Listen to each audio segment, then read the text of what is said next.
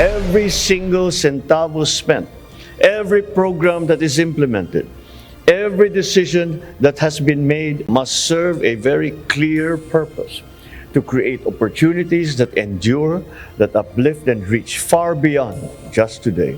Pinatitiyak ni Pangulong Ferdinand Marcos Jr. sa Department of Social Welfare and Development o DSWD na ang bawat sentimo ng kanilang pondo at bawat ilulunsad na programa ay mapapakinabangan ng mamamayan. Sa pagdiriwang ng ika-74 na anibersaryo ng ahensya, kinilala ng Pangulo ang mga programa ng DSWD na naghatid ng positibong resulta sa buhay ng mga Pilipino. Ayon kay Pangulong Marcos, aabot na sa mahigit na 4 na milyong pamilya ang nabigyan na ng suporta sa ilalim ng Pantawid Pamilyang Pilipino Program o 4Ps. Marami na rin anya ang gumraduate o nakabangon ng mga pamilya dahil sa programa. Since its inception, nearly 678,000 families have achieved self-sufficiency. Ibig pong sabihin, kaya na nila na itaguyod ang kanilang sarili dahil may kumpiyansa at pag-asa sila para sa mas maliwanag na kinabukasan.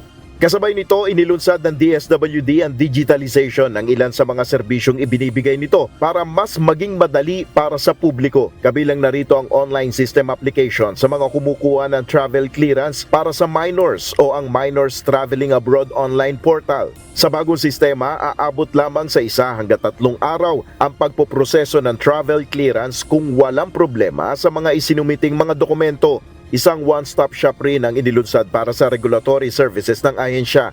Tinawag ang digital project na ito na Harmonized Electronic License and Permit System o HELPS. Sa pamamagitan nito, ma-access ng madali ang serbisyo ng ahensya tulad ng certification for the registration, license to operate, accreditation of social welfare and development agencies at iba pa. Ipinakilala rin ng DSWD ang development model sa pangangalaga ng kapakanan ng mga pamilya na tinawag na Pamilya sa Bagong Pilipinas. Ayon sa Pangulo, sa pamamagitan nito, masusing matutukoy ang mga pangangailangan ng mga mahihirap na pamilya. Sa programang ito, susuriin natin ang kalagayan ng bawat pamilya upang matukoy ang kanilang tunay na pangangailangan. Kasabay nito, ipapatupad natin ang mga angkop na kalinga upang matiyak ang tulong ng gobyerno na wasto, sapat at tumutugon sa kanilang mga sitwasyon.